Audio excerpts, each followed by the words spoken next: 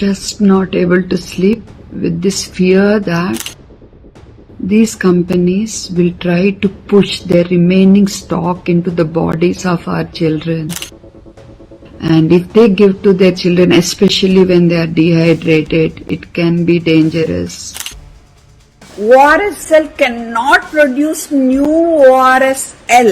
They want FSSAI to hear them out, to clear off their 180 crore existing stock.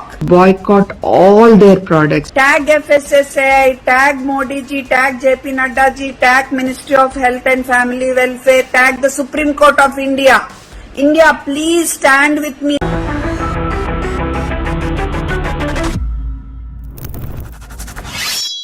வணக்கம். என் கையில் இருக்கக்கூடிய இந்த 2 packet ஒரே மாதிரி தான் இருக்கு. ஒன்னில் விஷம் இருக்கு, ஒன்னில் மருந்து இருக்கு. எது விஷம், எது மருந்து? எப்படி உங்களுக்கு தெரியும்? எப்படி நீங்க கண்டுபிடிக்க முடியும்? அனைத்துமே இந்த பதிவில் நாம் பார்க்க போகிறோம். ஆனால் அதற்கு முன்பு ஒரு போராட்டம் நடந்தது கடந்த 8 ஆண்டுகளாக. அதற்கான வெற்றியும் கிடைத்தது. அந்த வெற்றியை பகிரும்போது ஒரு டாக்டர் கண் கலங்கி சந்தோஷ கண்ணீரை வடித்து உங்களிடம் அந்த வெற்றியை எடுத்து காட்டினார். இந்த விஷத்தை பேன் செய்து விட்டார்கள்.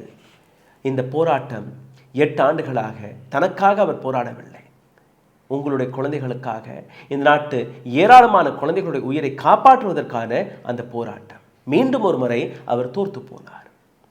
இந்த ஆர்டரை நீங்க பாருங்க. அக்டோபர் 14ஆம் தேதி வெளிவந்த இந்த ஆர்டர், இந்த விஷத்தை இதற்கு மேல் விற்கக்கூடாது என்கிற அந்த தடை FSSAI போட்டது. இந்த தடையை மீறி ஹைகோர்ட்டில் சேலஞ்ச் செய்திருக்கிறது இதே கம்பெனி. எங்களிடம் 180 கோடி ரூபாய்க்கான அந்த ஸ்டாக் இருக்குது சார், இதை எப்படி நாங்கள் கன்சியூம் செய்ய முடியும்? எங்களுக்கு நேரமே கொடுக்கலையே. திடீர்னு ஒரு ஆர்டரை போட்டுட்டு இதை நீங்கள் விற்கக்கூடாதுன்னு சொன்னால் எப்படி? 180 கோடி ரூபாய்க்கான இந்த விஷத்தை நாங்கள் கலந்து வைத்திருக்கிறோம். இந்த நாட்டில் இருக்கக்கூடிய ஏராளமான குழந்தைகளை இன்னும் நாங்கள் கொல்ல இருக்கிறோம். எப்படி நீங்கள் எங்களுடைய நோக்கத்திலிருந்து எங்களை டைவர்ட் செய்ய முடியும்? 5 வயதிற்கு கீழே இருக்கக்கூடிய 100 குழந்தைகளில் 13 குழந்தைகள் டைரியாவால் உயிரிழந்து கொண்டிருக்கிறார்கள். அதே போன்ற அந்த எண்ணிக்கை தொடருவதற்காக எங்களுடைய இந்த ஃபார்முலா மார்க்கெட்டில் இருந்தால் மட்டும்தான் அதை சரிபார்க்க முடியும். பெரிய பெரிய கார்ப்பரேட் மருத்துவமனைகள் அவர்களுடைய பில்லெல்லாம் நாங்கள் ஏற்றணுமா இல்லையா? கிட்னி ஃபெயில் ஆகும், ஐசியூவில் போவார்கள். இது எல்லாமே இந்த மருந்தை குடித்ததுனால தான். ஆனால் இன்னொரு கையில் இருக்கக்கூடிய இந்த மருந்தும் இருக்கு. இது விஷம், இது மருந்து. இந்த ஒட்டுமொத்த விஷயத்தை மிகவும் ஆழமாக நான் உங்களுக்கு எடுத்துக்காட்டப் போகிறேன். அதனால் இந்த வீடியோவை கவனமாக பாருங்கள். இந்த வீடியோவை எப்போ வேணாலும் இவர்கள் நீக்குவார்கள். கோர்ட் ஆர்டரை காட்டு நீக்குவார்கள். யூடியூபிடம் ஒரு கம்ப்ளைண்ட்டை கொடுத்து இந்த வீடியோவை நீக்க போகிறார்கள். அதனால் இந்த வீடியோவை உடனுக்குடன் டவுன்லோட் செய்து விடுங்கள். இதை பகிருங்கள். உங்களுடைய குழந்தைகளுடைய உயிருக்கான பிரச்சனை எது? இது போன்ற ஃபார்மா கம்பெனிகள் கார்ப்பரேட்டுடன் நாம் போராட வேண்டிய அந்த தருணம் வந்து விட்டது. காரணம், அரசாங்கம் எதையுமே செய்வதில்லையே. எந்த வேலையை அரசாங்கம் பார்த்திருக்க வேண்டுமோ அந்த வேலையை என்னை போன்ற நபர்கள், டாக்டர் சிவரஞ்சனை போன்ற நபர்கள் பார்த்து வருகிறார்கள்.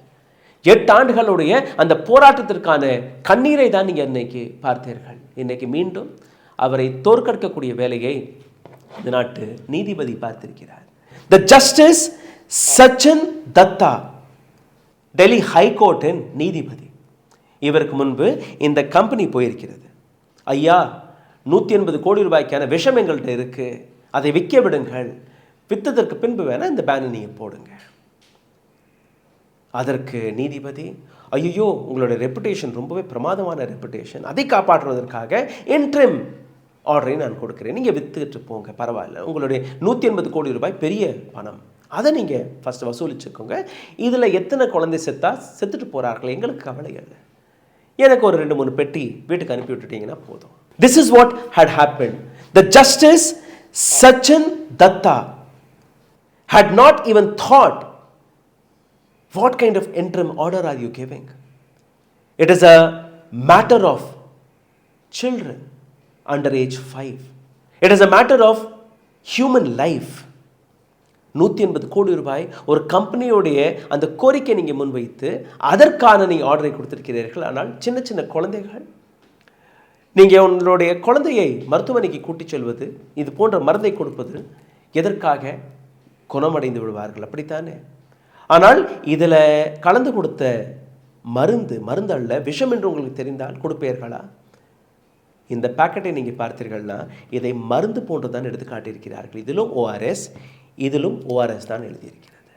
ரெண்டுமே ஓஆர்எஸ், ஆனால் ஒன்று விஷம், ஒன்று மருந்து. இந்த பாக்கெட்டை மிகவும் ஆழமாக நீங்கள் பாருங்கள். நீங்கள் பார்த்தீர்கள், உங்களுக்கு புரிய வரும். ஒன்றில் this is not to be used in டயரியான்னு எழுதியிருக்கிறார்கள். ஒன்றில் this is recommended to use in diarrhoea. இதில் பார்த்தீங்கன்னா WHO ரெக்கமெண்டட் ஃபார்முலா கிடையாது என்று ரொம்பவே சின்னமாக ஒரு லைன் எழுதியிருக்கிறார்கள். திஸ் is only a trademark and does not represent it's true nature. இது ஒரு ட்ரேட்மார்க் மட்டும்தான். இந்த பேரை படிச்சுட்டு நீங்கள் வாங்காதீங்க. ட்ரேட்மார்க் மட்டும்தான். இதோடைய உண்மையான மருந்து இது கிடையாது. This is not WHO ORS. WHO recommend பண்ண ஓஆர்எஸ் இது கிடையாது. ஆனால் நீங்கள் கடைக்கு போய் கேட்கும்போது இதை தான் தூக்கி கொடுப்பார்கள். காரணம், இதில் இந்த கம்பெனி அதிக லாபத்தை கொடுக்கிறது இந்த கடைக்காரருக்கு. இன்னொரு பக்கத்தில் இருக்கக்கூடிய இந்த மருந்தை பார்த்தீர்கள்னா WHO ரெக்கமெண்டட் ஃபார்முலா என்று எழுதியிருக்கிறார்கள். இதை படித்து பார்த்துட்டு தான் நீங்கள் வாங்கணும். WHO ரெக்கமெண்டட் ஃபார்முலா இல்லைன்னா தயவு செய்து வாங்காதீர்கள். நீங்கள் உங்களோட குழந்தைக்கு விஷத்தை தான் கொடுக்கிறீர்கள். இன்னும் சொல்ல போனால் இதுவே தேவையில்லை. 1 லிட்டர் தண்ணியில் 2 டீஸ்பூன் சர்க்கரையை கலந்து, ஒரு 1/4 டீஸ்பூன் உப்பை கலந்து, அதை நாள் முழுவதும் உங்களோட குழந்தைக்கு கொடுத்தீர்கள்னாலே போதும். 10 ஆண்டுகளுக்கு முன்பு டாக்டர் சிவரஞ்சனி சந்தோஷ் அவரோட கிளினிக்கிற்கு ஒரு பெற்றோர் வந்திருக்கிறார். வாந்தி வைத்தால பேதி. அந்த குழந்தையை பார்த்த உடனே ஒரு ஓஆர்எஸ் ரெக்கமெண்ட் பண்ணியிருக்கிறார் டாக்டர் சிவரஞ்சனி. அடுத்த நாள் மீண்டும் அந்த பெற்றோர்கள் வந்திருக்கிறார்கள். குழந்தைக்கு குணமாகவில்லை, இன்னும் அதிகமாக வாந்தி வைத்தால பேதியெல்லாம் போயிட்டுருக்கு. டாக்டர் சிவரஞ்சனிக்கு ஒன்றுமே புரியலை. நான் தான் மருந்தெல்லாம் கொடுத்தேனே, ஓஆர்எஸ் எல்லாம் கொடுத்தேனே. சரி, என்ன கொடுத்தீங்க காட்டுங்க. அவங்க அந்த பையிலிருந்து அந்த மருந்தெல்லாம் எடுத்து காட்டுறாங்க. அதில் இது மாதிரி ஒரு டப்பா. அந்த டப்பாவை படித்து பார்க்கும்போது, ஆஹா, ஓஆர்எஸ் தானே கொடுத்தீங்க, இதில் என்ன தப்பு? பின்னாடி திருப்பி பார்க்கும்போது தான் அவர்களுக்கு தெரிஞ்சிருக்கு இது மருந்து கிடையாது, விஷம் என்று. என்ன விஷம்? ஆஸ் பர் WHO ரெக்கமெண்டேஷன் ஒரு ஃபார்முலா இருக்குது. அந்த ஃபார்முலா படி தான் நீங்கள் இந்த மருந்துகளை தயாரிக்கணும். இந்த ப்ராடக்ட்டை பற்றி நான் வருவேன். அதனால் அந்த ஃபார்முலாவை ஃபஸ்ட் நீங்கள் பாருங்கள். As per WHO recommended formula, glucose, which is sugar, has to be 13.5 grams per liter. ஒரு லிட்டருக்கு 13.5 கிராம் மற்றும் தான் சுகர் இருக்கணும். Sodium chloride should be 2.6 grams per liter. Potassium chloride should be 1.5 grams per liter. And trisodium should be 2.9 grams per liter. இது WHO உடைய formula. நீங்கள் பார்த்தீர்கள்னா இங்கே WHO recommended ஃபார்முலான்னு எழுதியிருக்கு. பின்னாடி போய் நீங்கள் பார்த்தீர்கள்னாலும் அந்த ஃபார்முலா படி தான் இதை தயாரித்திருக்கிறார்கள். ரெண்டாவது, இந்த டூப்ளிகேட் ஃபேக் ஓஆர்எஸ், குழந்தைகளுடைய உயிரை எடுக்கக்கூடிய இந்த ஓஆர்எஸ், இதை குடித்தால் என்ன நடக்கும்? ஒரு குழந்தைக்கு வாந்தி வைத்தால போகும்போது அந்த குழந்தைக்கு அதிக சுகரை கொடுத்தீர்கள்னா, அதிக சர்க்கரை நீங்கள் கொடுத்தீர்கள்னா அது இன்னும் அதிகரிக்கும். வாந்தி வைத்தால பேதி இன்னும் அதிகரிக்கும். குழந்தையோட உயிரும் போக வாய்ப்புகள் இருக்கு. 113 குழந்தைகள் உயிரிழந்து கொண்டு இருக்கிறார்கள் இந்தியா போன்ற நாட்டில். அதற்கான காரணம் இது போன்ற டப்பாக்கள். இப்போ இந்த டப்பாவை எடுத்து காட்டுகிறேன். இதில் தெளிவாக எழுதியிருக்கிறார்கள், எலக்ட்ரோலைட் ட்ரிங்க் ஆப்பிள் ஓஆர்எஸ். ஆனால் இங்கே இன்க்ரீடியன்ஸை படித்து பார்த்தீர்கள்னா total carbohydrates, which is sugar, is 13%, 13 gram. 200 ml டப்பா, இதில் 13 கிராம் சுகர் இருக்குது. ஒரு லிட்டருக்கு என்ன சுகர் நீங்கள் கலக்கணுமோ அது 200 ml கலந்துருக்கிறார்கள். அதாவது 100 ml 6 கிராம். ரெக்கமெண்டேஷன் எவ்வளோ? 0.13. 0.13. Here you are serving 13 grams. 13 grams of sugar in just 200 ml. This is what the vision. This is what the drug what you're giving. And இந்த ஒட்டுமொத்த விஷயத்தில் நீங்கள் பார்த்தீர்கள்னா உங்களுக்கு புரிய வரும் எந்த அளவில் இந்த நாட்டிற்கக்கூடிய ஜுடிஷரி, இந்த நாட்டிற்கக்கூடிய சிஸ்டம் கரப்ஷனுக்கு ஆளாகிவிட்டது. இந்த நாட்டில் இருக்கக்கூடிய குழந்தைகளை பற்றி நாம் கவலைப்பட மாட்டோம். இந்த நாட்டில் இருக்கக்கூடிய மருத்துவமனைகள், மருத்துவர்கள் எடுத்து வைக்கக்கூடிய விஷயத்தை நாங்கள் நம்ப மாட்டோம். ஆனால் இது போன்ற கம்பெனிகள் அவர்களுக்கு ஏற்படக்கூடிய 180 கோடி ரூபாய்க்கான நஷ்டத்தை சரிபார்ப்பதற்காக நாங்கள் என்ட்ரி ஆர்டரை கொடுத்து விடுவோம். டாக்டர் சிவரஞ்சனியுடைய போராட்டம் இன்னைக்கு நேற்று அல்ல, கடந்த 10 ஆண்டுகளாக இந்த போராட்டத்தை அவர் நடத்தி வருகிறார். தெலங்கானா ஹைகோர்ட்டில் PIL போட்டிருக்கிறார். அந்த இன்சிடென்ட் நடந்து 2 வருடம் வரை அரசாங்கத்திற்கு கடிதத்தை எழுதியிருக்கிறார். இந்த மருந்தை தயாரிக்கக்கூடிய கம்பெனி அவர்களுக்கு எழுதியிருக்கிறார்கள், இது ORS முறைப்படி தயாரிக்கப்பட்ட மருந்து கிடையாது, இதை சரிபாருங்கள் என்று யாருமே கேட்கவில்லை, கண்டுகொள்ளவில்லை.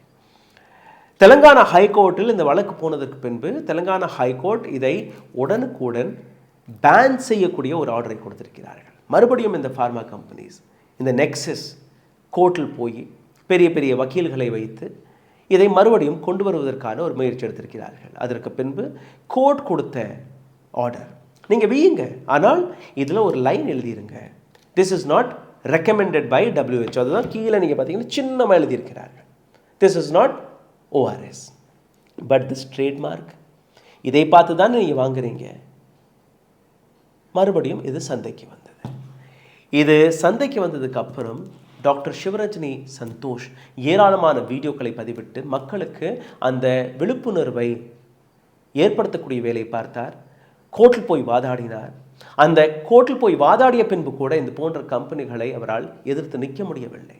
கடைசியில் இப்போ சமீபத்தில் அந்த கஃப் சிரப் வழியாக உயிரிழந்த குழந்தைகள் அந்த செய்தி வெளிவந்த போது இதே டாக்டர் சிவரஞ்சனி அவர்கள் இன்னொரு வீடியோவை பகிர்ந்திருந்தார். அந்த வீடியோவை நான் உங்களுக்கு போட்டு காட்டுகிறேன், பாருங்கள். What nonsense is this, man? Now, for 14 years the regulatory bodies were sleeping and doctor is blamed for the death of children. Once regulatory body says it is safe, it is safe. It's hilarious. They are asking us to verify whether the syrup is safe or not. What nonsense is this? Same thing happened with ORS. I've written to CDSCO. Finally, they redirected me to FSSAI, then to the Health Ministry, and finally on 8 April 2022, they issued a circular. Read it clearly. They said ORS should not be used on the labels of all these high sugar drinks because it's a public health hazard. 14 July 2022, immediately they reverted their order and they said you can sell the drinks with the disclaimers. This is not an ORS. Right? Only these 2 brands at that time. And ORS Fit, which has gone out of market. And 2024 Zydus launches Glucon-D Active ORS. No disclaimer, nothing. And some Ind ORS is available now in Punjab and Haryana. No disclaimer, nothing. So FSSAI gives an order, reverts on this order, and now doesn't follow even on that order. So new companies have been given license again. What kind of regulatory authority are you, FSSAI, playing with the lives of children and you're putting the blame on the doctors? See this message from a parent. This is from a reputed hospital, yesterday only. And see this message from my friend, a doctor friend from Chandigarh. I mean, these regulatory bodies don't do their work. Lives of people are at stake, lives of children are at stake. And doctors are penalized. How fair is it? Doctors, from now on, if anybody dies because of diarrhea, take history and document what liquids were given to them. Please do not keep all these bakwas liquids in your hospitals and clinics and to the school managements. Please don't keep them in your schools. Okay, not only this. Electro-Choice, Zincovit Active, Himalaya Rehydrate, all these are high sugar liquids. These are not meant for rehydration during diarrhea, please. இந்த video வைரலானதுக்கு பின்பு FSSAI மறுபடியும் சிக்க போகிறோமோ என்கிற அந்த பயத்தில் இந்த ஆர்டரை கொடுத்து விட்டார்கள். 14ஆம் தேதி இந்த ஆர்டர் வெளிவந்தது. இந்த ஆர்டரை எதிர்த்து தான் இந்த கம்பெனி டெல்லி ஹைகோர்ட்டுக்கு போயிருக்கிறார்கள். யார் இந்த கம்பெனி? அதையும் நீங்கள் பார்த்து விடுங்கள். இந்த கம்பெனியின் பெயர் JNTL கன்சியூமர் ஹெல்த் லிமிடெட். இந்த கம்பெனியுடைய மதர் கம்பெனி யார்? ஜான்சன் அண்ட் ஜான்சன், அமெரிக்காவை சார்ந்த ஒரு கம்பெனி. உங்களுடைய குழந்தைகளுக்கு நீங்கள் வாங்கக்கூடிய பவுடர்லேருந்து எண்ணெயிலிருந்து எல்லாமே தயாரிக்கக்கூடிய இந்த கம்பெனி. இந்த கம்பெனி மீது பிரிட்டன் நாட்டில் ஒரு வழக்கை போட்டிருக்கிறார்கள். கிட்டத்தட்ட 3000க்கும் மேற்பட்ட பெற்றோர்கள் சேர்ந்த வழக்கை போட்டிருக்கிறார்கள். என்ன? நீங்கள் ஜான்சன் அண்ட் ஜான்சன் என்கிற அந்த பேபி பவுடரை வாங்கி பயன்படுத்தியிருப்பீர்கள், கிஃப்ட்டும் கொடுத்திருப்பீர்கள். குழந்தை பிறந்த உடனே அந்த Johnson and Johnson baby pack கொண்டு போய் கொடுக்கக்கூடிய அந்த வழக்கம் இந்தியாவில் இருக்கு. அந்த பவுடரில் கேன்சர் உருவாக்கக்கூடிய ஒரு சப்ஸ்டன்ஸ் கலந்ததாக ஆய்வு வெளிவந்திருக்கிறது. அந்த ப்ராடக்டை தயாரித்து அங்கேயும் இதே போன்ற ஒரு கோர்ட் கேஸ். இந்தியாவில் எந்த அளவில் கேவலமான ஒரு ஆர்டரை இந்த நீதிபதி கொடுத்திருக்கிறார், சச்சின் தத்தா, ஜஸ்டிஸ் சச்சின் தத்தா. சிந்தித்து பாருங்கள். The long battle we have won. ORSL cannot produce new ORSL, the high sugar drink ever. But they want FSSAI to hear them out, to clear off their 180 crore existing stock. India, don't let them do it. Don't let them sell a single extra pack at the cost of lives of children. Don't let them do it. The long battle is won. That is won. Definitely we have won with people's power. So now don't let them do it. Even sell a single extra pack of that 180 crore business they are talking about at the cost of lives of children. Tag FSSAI, tag Modi ji, tag JP Nadda ji, tag Ministry of Health and Family Welfare, tag the Supreme Court of India. Doctor Sivaranjani சந்தோஷோடைய இந்த போராட்டத்திற்கான அர்த்தம் எப்படி மாறிவிட்டது என்று, எந்த விதத்தில் 180 கோடி ரூபாயை காப்பாற்றுவதற்காக இந்த நாட்டில் இருக்கக்கூடிய கோடிக்கணக்கான குழந்தைகளுடைய உயிருடன் இந்த நாட்டு ஜுடிஷியரி விளையாண்டிருக்கிறது. அரசாங்கம் பேசவில்லை. எந்த கோதி மீடியாவிலும் இதை பற்றின டிபேட்டை உங்களால் பார்க்க முடியாது. நரேந்திர மோடியாக இருக்கட்டும், ராகுல் காந்தியாக இருக்கட்டும், யாராகவே இருக்கட்டும், இதை பற்றி நீங்கள் ஒரு ட்வீட்டை பார்த்தீர்களா? டாக்டர் சிவரஞ்சனி நரேந்திர மோடிக்கு கடிதத்தை எழுதியிருக்கிறார், ஜேபி நட்டாவிற்கு கடிதம் எழுதியிருக்கிறார், இந்த நாட்டில் இருக்கக்கூடிய மெடிக்கல் ஃப்ரெட்டர்னிட்டிக்கு இந்த கடிதத்தை எழுதியிருக்கிறார், இந்த இஷ்யூவை எடுத்து காட்டியிருக்கிறார். எந்த விதத்திலையுமே அவருக்கு சப்போர்ட் கிடைக்கவில்லை. ஆனால் இன்னைக்கு இந்த வீடியோ வழியாக நான் உங்களிடம் இந்த சப்போர்ட்டை கேட்கிறேன். இது போன்ற ப்ராடக்டை எங்கே பார்த்தாலுமே இந்த வீடியோவை பார்க்கக்கூடிய ஏராளமான கெமிஸ்டும் இருப்பீர்கள், ஃபார்மசூட்டிக்கல் கடையை நடத்தக்கூடிய நபர்கள் இருப்பீர்கள். தயவு செய்து இது போன்ற ப்ராடக்டை வாங்க நிறுத்துங்கள். ஏன்னா உங்கள் கடையிலிருந்து தான் இது போன்ற விஷயங்கள் விற்கப்படுகிறது. If it is not recommended by WHO formula வழியாக தயாரிக்கப்படாத எந்த மருந்தாக இருந்தாலும் அதை தூக்கி வீசுங்கள். முக்கியமாக இந்த ORS நீங்கள் கடைக்கு போய் வாங்கும்போது அதில் படித்து பாருங்கள், whether it is WHO recommended formula or not. உங்களுக்கு புரியலையா, அதே டாக்டர்கிட்ட போய் கேளுங்க, சார் இதை கொடுக்கலாமா, இது WHO ஃபார்முலா படி தான் தயாரிக்கிறதா, கொடுத்தா என்னோட குழந்தை குணமடைஞ்சிருமா, அந்த கேள்வி கேளுங்க. அதுக்கப்புறம் உங்களோட குழந்தைக்கு கொடுங்க. இது மாதிரியான ஃபேக் ORSஐ வாங்கி உங்களோட குழந்தையை கொள்ளாதீர்கள். இதை தாண்டி எத்தனையோ போராட்டங்களை நாம் பார்த்திருக்கிறோம். இன்னைக்கு இதற்காக நாம் போராட வேண்டிய அந்த தருணம் வந்திருக்கிறது. ஃபார்மா கம்பெனிகளுக்கு எதிராக நாம் நிச்சயமாக போராடியே தீர வேண்டும். கஃப் சிரப்பை குடித்தால் குழந்தைகள் இறக்கிறார்கள், ORSஐ குடித்தால் குழந்தைகள் இறக்கிறார்கள். நேற்று ஒரு புதிய டேட்டா வெளிவந்திருக்கிறது. நீங்கள் விரும்பி சாப்பிடக்கூடிய ஒரு சில உணவு பண்டங்கள், Burger King, Pizza Hut, Domino's, McDonald's, KFC, Haldiram's, இந்த நாட்டில் இவர்களும் விஷங்களை தான் கலந்து விற்று வருகிறார்கள். பெரிய பெரிய பிராண்ட் பெயரில், அனைத்துமே அமெரிக்கா கம்பெனி இல்லை இந்தியாவில் இருக்கக்கூடிய கார்ப்பரேட் நபர்கள் நடத்தக்கூடிய இந்த கம்பெனிகள். இந்த கம்பெனிகளில் தயாரிக்கக்கூடிய அந்த பொருட்கள், KFC சிக்கன், அந்த எண்ணெய் மாற்றதே இல்லை, படு கேவலமான எண்ணெயை பயன்படுத்தி வருகிறார்கள்.